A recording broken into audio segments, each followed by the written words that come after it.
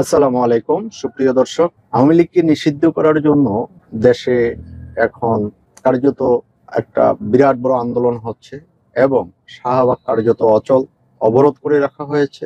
আপনারা সবাই জানেন, সেই আওয়ামী লীগকে নিষিদ্ধ কিভাবে করা হবে তা নিয়ে অ্যাটর্নি জেনারেলের একটি কি বলবো এটাকে, সেটা বলেন একটি পরামর্শ বলেন বা একটি সাফাই বলেন, শেখ মুজিবের করা আইনেই আওয়ামী লীগ নিষিদ্ধ সম্ভব। অ্যাটর্নি জেনারেল চ্যানেল 24 এর একটি রিপোর্ট, শেখ মুজিবের করা কালো আইনেই আওয়ামী লীগের নিষিদ্ধ সম্ভব বলে মন্তব্য করলেন অ্যাটর্নি জেনারেল মোহাম্মদ আসাদুজ্জামান। শুক্রবার 9 মে বিকেলে ঝিনাইদহ শৈলকুপায় বণিক সমিতির আয়োজনে প্রধান অতিথির বক্তব্য তিনি কথা বলেন। আসাদুজ্জামান বলেন, বাকশাল কায়েম করে আওয়ামী লীগ হত্যাকারী শেখ মুজিবুর রহমান 1974 সালে বিশেষ ক্ষমতা বলে যে কালো আইন প্রতিষ্ঠা করেছিলেন, সেই আইনের 19 ধারায় আওয়ামী লীগকে নিষিদ্ধ করা সম্ভব। তিনি আরো বলেন, জাতিসংঘের রিপোর্টে উল্লেখ করা হয়েছে জুলাই বিপ্লবে 2000 মানুষ খুন হয়েছে, 30,000 মানুষ পঙ্গু হয়েছে। এর পিছনে একমাত্র আওয়ামী লীগের অবদান রয়েছে। আওয়ামী লীগ নিষিদ্ধের ক্ষমতা সরকারের হাতে আছে। মতবিনিময় সভায় আরো উপস্থিত ছিলেন বণিক সমিতির সভাপতি আবু সাইদ, সাধারণ সম্পাদক আব্দুল সবুর খান, জেলা চেম্বার অব কমার্সের সভাপতি মোয়াজ্জম হোসেন, উপজেলা বিএনপির সভাপতি আবুল হোসেন, সাধারণ সম্পাদক হুমায়ুন কবির ফিরোজ প্রমুখ।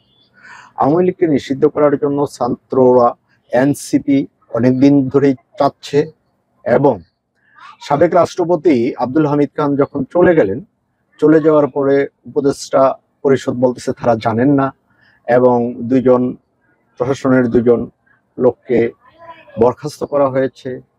এটা নিয়েই আবার স্বরাষ্ট্র উপদেষ্টা বলেছে যে দরকার হয় ইন্টারপোলে আনবো। আরে ভাই, ইন্টারপোলে আনবেন, যাইতে দিলেন কেন? এই যে শাহবাগে জমায়েত, গতকালে যমুনার সামনে যে সমাবেশ হয়েছে, এর জন্য যেহেতু এখন একচাটিয়া যে করতেই হবে, সরকার থেকে একটা বার্তা এসেছে যে সব রাজনৈতিক দলের সাথে পরামর্শ করে দ্রুত সিদ্ধান্ত নেওয়া হবে। আসলে সিদ্ধান্তটা দ্রুতই নেওয়া উচিত। পরিস্থিতি কখন কোন সময় ঘোলাটে হয়, ওইদিকে ভারত পাকিস্তান যুদ্ধ, তো আমরা বাংলাদেশটাকে স্থিতিশীল রাখারই দরকার। যাই করার যেভাবে হোক, হয় আন্দোলন থামান, না হয় নিষিদ্ধ করবেন, না কি করবেন সেটা একটা সমঝোতায় আসুন। এভাবে আসলে পার্শ্ববর্তী দেশে এত বড় গোলযোগ এভাবে এরকম করে থাকা যায় না, এটা উচিত না।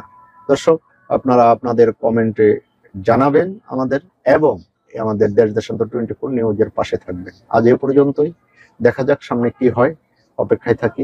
আল্লাহ হাফেজ, ভালো থাকবেন।